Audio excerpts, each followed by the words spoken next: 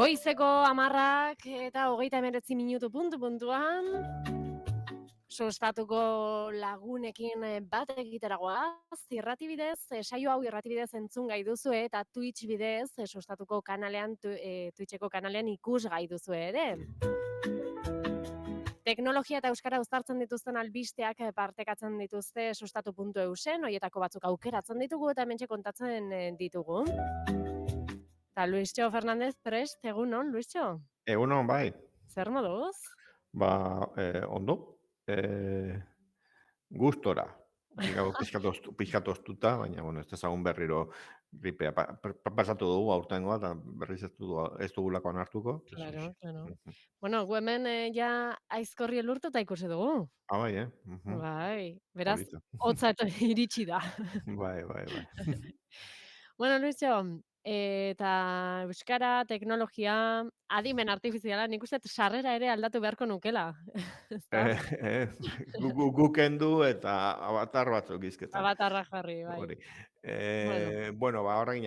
Horrekin hasiko gara.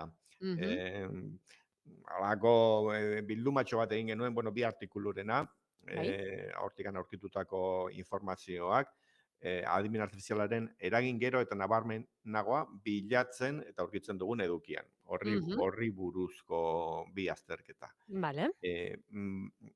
Batetik, azterketa bat, esaten duena, jada interneten web horrietan edo dagoen eduki horretan. Bai.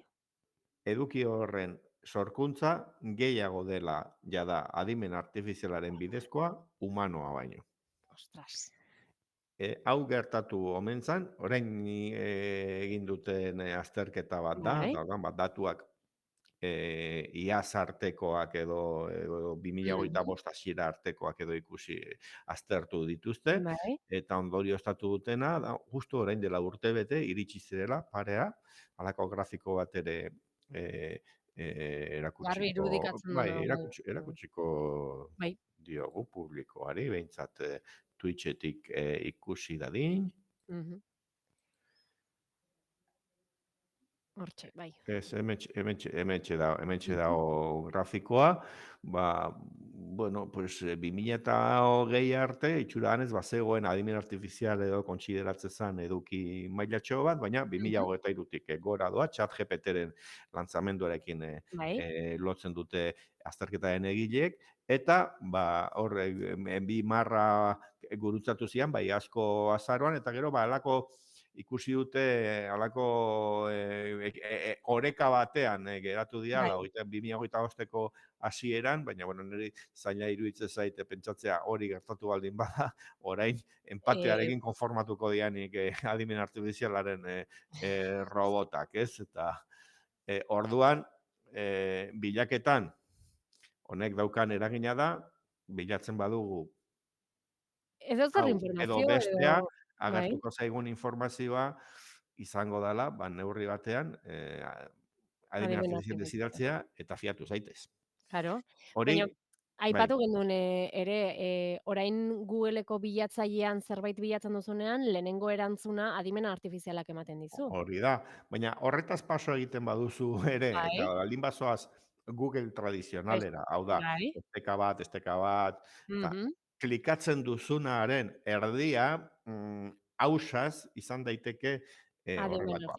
Hala ere, azterketan puntutxo batzuk nabarmentzen dituzte egileek, eta da,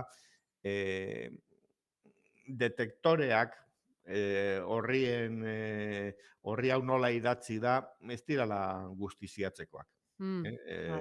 Ez dala zientzia esakto bat, esatea hau adimen artifizialarekin idatzi da, eta hau ez. Eta detektatu dituzten horietako asko, bilaketa maitzetan ez dirala agertzen.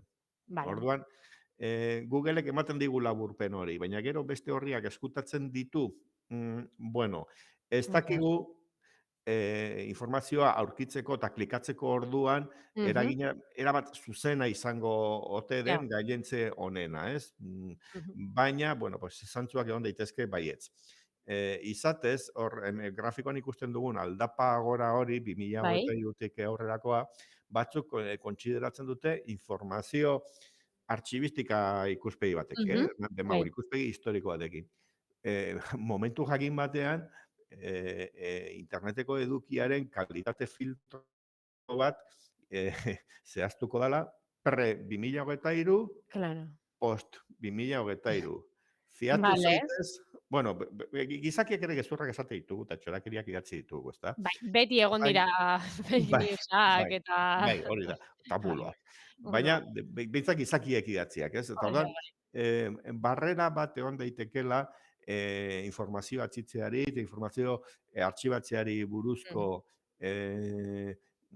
metodoetan, metodologietan, artxibistikan, dokumentalismoan, urte hemen ikusten dugun, grafikoan ikusten dugun momentu horretatik aurrera, ez? Da gubia pasatu dugu marra, gaude alde batera. Bueno, hause azterketetako bat. Eta joango gara ikustera beste grafiko bat, Wikipediaren orrialde biztaratzeak, eta detektatu dute 107ko jeitsiera bat, hau urria 2025ko urria, aurreko urtearekin. Bueno, batetik ikusten dugu marra, alako, bueno, pixkat Wikipediaren trafikoa azken 4 urteetan zegoela bastante estable, baina marra hori bat ikusten dugu pixkat beherago, eta bueno, orduan, efektuaren parte bat da Wikipediak dioenez, Wikipedia globalaz, ari gara, zerbitzu zentralen azterketa bat, nola baita esatearren. Robotek eragiten duten trafikoaren berrevaluazio bat egin dute. Hau da, Wikipedia bisitatzen duten asko, dira, hain zuzen ere, gaur egunean, adimenazioako robotak edukia kopiatzeko, edo bilatzaileetan gero edukia indexatzeko, eta emaitzak egiteko. Orduan, trafiko humanoa Wikipedia berak esaten du, hobeto distingitzen dutela, eta horrek jetxira bat ekarri dutela. Baina, beste faktore bat bada, haien letra txikian edo, artikuluaren garapenean kontatzen dutena, eta da, adimen artifizialeko emaitzek prebenitzen dutela jentea Wikipediara joatea. Ematen bazaio laburpen hori, zuk aipatu duzun hori, laburpen hori ematen bazaizu, baina etzoa zela, ez orduan. Baina, eta hori bat, eta bestea, sare sozialetatik informatze hutsarekin, horrekin geratzen dala baita ere, gero eta jente gehiago, hau da, Instagrametik irakurri dut, eta horrek esan didan horrekin balio dit. Ez dut Wikipedian osatuko informazio bilaketa hori. Bueno, orduan, faktore multzo bat, adimen artifizialaren tartean, eta, bueno, azterketa horretan esate dute, pertsonentzat erakargarri izateko eta erabilpen humanoak jarraitu esan Wikipedia, pentsatzen ari diala estrategia batzuetan, eta, bueno, pues ikusiko dugu. Uste dut euskarazko Wikipedian ere igarri dala, jeitxieratxo bat, kasu batzuetan erlazia auki du honek gaztelerazko, erderazko, oso esan da edukia lehen esten dutela bilatzaile batzuek, eta Googleek egin zuen hori tarte batez, eta... Bai. Bueno, orduan... A ber... Informazioa bilatzeko eta aurkitzeko parametroetan, artikulu adimentazionalak eragina duela. Begira, horixe, ikusi dugu grafikoa ere, zuen albistean ikusgai, entzuleentzako, esango dugu, horixe ikusgai duetela sustatu.eusen. Baina oso kuriosoa dela, ez? Adimen artifizialak zenolako eragina duen guk konturatu gabe. Klik bat. Eta honekin lotuta, atzo jakin genuen albiste bat, internet zerbitzu batekin lotu badugu urteetan, izan da, bilaketarekin, indize orokor baten faltan, bilaketa behar genuen gauzetara iristeko, eta bilaketa sinonimo izan da, 2000 urtetik iaia, Google hitzarekin. Bueno, Googleek ere adibin artifiziala besarkatu du, dakigun bezala, ikusi dugu, Noski. tratatu du hemen honetaz, eta arraz, eta laburpenen kontu hori ematen dizkizutela, eta momentu zer dera, euskaraz ez ditugu beste laburpen hori ikusten oraingoz. Baina, Googleek iragarri du, eren egun, Ameriketan arratzaldea zala hemen gaueko ordu txikietan, eta atzuatara genuen albistea, bere adimen artifizialeko marka dela Gemini, edo Gemini idatzita, iru bertsioa, Gemini iru izeneko bertsioa atera dutela, superindartsua da, eta egiten dula magia, eta egiten dula hau eta beste kontatzen digute, eta, bueno, horretaz aparte, hizkuntza mordo batean dago, eta euskaraz dago.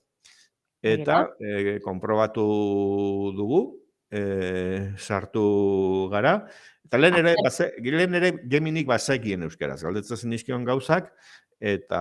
Erantzuten zizun. Edo hori da. Baina, orain, interfazeare prestatu dute, eta horrekin suposatzen dugu, gau da, beste pauso bat edo berrikuntzak. Kaixo esaten dizu. Eta horren, du beste gaitasun batzuk ere badaudela. Adibidez, mikrofono ikono bat dago Gemini erabiltzeko orduan, eta grabatzen duzu, eta euskaraz normal esan da, galdera ahotsez zuzendu dizeiokezu. Eta, bueno, beste funtzio batzu daude probatuko ditugunak, latxa probatzeko ere pendiente dugu, eta, bueno, ez probatuko dugu beste baten, baina gauzatxo bat aurreratuko dizut, gure galdera familiarrak. Planteatu diogula, Geminiri, Andonik hiru seme alaba dituela, bi dira alabak eta bat da semea, eta ea zer erantzuten dizun. Bueno, kopiatu egin dute, sartu gabe zerera, proba ondo pasatu du. Ez dugu ikusten, ez dakit erakutsi behar. Ez nago erakusten, baina nahi testuaren kontuan, eta ondo egin zuen, jarri nizkion Iñaki batetik, hiru senidezien, Iñaki, Irati, eta Karmele, eta Irati Karmelerentzat, aizpa, baina Irati Iñakirentzat, arreba. Ondo atera zuen, eta galdetu nion, eta neba terminoa zer? Eta mendebaldean Bizkaiera oso arrotuta dagoen bereizketa da, eta grafiko kompleto bat eman zidan, nori, zenidea, terminoa, eta, bueno, hori laburpentxo ondo esana, gainera, laburpentxo hori publikatu du sustatun, Geminiren zera honetan, eta, bueno, beste baten sartuko gara tresna horretan, eta atako dizkigu gauza gehiago. Bakarrik esan, Geminik ere muga batzuk dituela doako bertsioan, erabilizak etzu puntu bate arte, hala ere, hori ere euskeraz dago, eta horrenteko bertsio batekin, gauza gehiago egin daitezkeela. Primeran. Bueno, eta gaurko azken albiste edo aipatuko dugu. Hau esango dizut, eskerrik asko eta agur, Luistxo? Bai, ez dira zure hitzak, baizik eta titularrean jarri ditugunak. Bernardo Atxagaren hitzak dira, novela berria atera du, Euskal Herrian egin ohi dian bezala gehienak udazkenean kaleratzen dira, Durangoko azokara begira, horren aurrerapen batera atarako du adorgasterako, egitaro digitala, alde batera hori utzita, Enarak izeneko eleberria kaleratu du Bernardo Atxagak, eta, sustapenean, normalan bezala, eman ditu elkarrizketak, irratiz, testu, elkartza batzuk ere testualak, eta gauza interesgarriak esan dituela iruditu zaigu, eta, horren laburpen bat egitugu. Batetik, esan zuen, 2019 hartara zuen 10. eleberria, poesia eta bestelakoak eta zeiak ere idatzi izan du, baina nobeletan etxeak eta hilobia 2019 izanekoa 2019 atera zuen, eta esan zuen azkena zela. Baina, orain esan du musak agertu zaizkiola, eta batetik historioa eman diotela, baina orain bai ematen du itxitura bat planteatzen duela, ze gutun, bueno, pixkat esperimentazioa plano bat omen dauka, enarak deritzon liburu honek, eta maiera bukatzen da gutun pertsonal batekin. Non Bernardo Atxagak pixkat erresuminduta, zango nuke, agur eta eskerrik asko bat botatzen duen, batez ere benetako eskertza bada bere emazteari, Ason Garikano idazle eta itzultzaileari, eta gogoratzen du nola kontu batzuk bat zaizkionak asko gustatu, Erlea izeneko aldizkari bat eta urte batzu ez atera zuen Euskaltzaindiarekin, eta emateko zela ondo bukatu hori, eta, bueno, kontutxo batzuk, eta, bueno, norbait nahi duenak gehiago irakurri hor daude estekak, eta irrati elkarrizketa, bueno, ez, irrati elkarrizketa bat dago, Euskadi Irratikoa. Eta jartzen da, telefonoan. Batuko dugu, bai. Eta esaten ditu ondo esanak, erresuminetik aparte, eta idazle izatez aparte nik uste pentsalari fin badela, bueno, ez dugu horrekin, ez dugu horrekin ezer deskubritzen, eta dago beste audio bat, interesgarria, aurkezpenetako bat egintzena Katakrak Iruñeko liburu dendan, hori ere osorik sartu dute, eta, bueno, pues, Durangora gogoz joteko, akaso aurrera petxo batzuk, hementxe. Hori da, laxe, Bernardo Atxagarekin amaituko dugu gaurko saioa. Hori ezoa ere. Gauzatxo bat esan dezaket, bueno, gaudela, datorren astean ostiralen egin dezakegu? Hola, zuzeneko kontuk. Segunditxu bat, agenda bidauko detuztxo. A ver, A ver. Luzapena egiten. Ez dakit nondo, bai, hemen. Bueno, itxengo dugu bestela. Bai, ez, bai, egin dezakegu. Vale, pues... Ordu berdinean. Bai, hori da. Zuzendariak imposible bada, grabatuko dugu, eta bestela ere gure konexioak funtzionatzen dut, interneti esker, eta datorren astera arte orduan. Oso ondo, Luiztxo, mila esker, eta, hurrengo ostiralara arte. Hori da. Agur. Ondo izan, agur.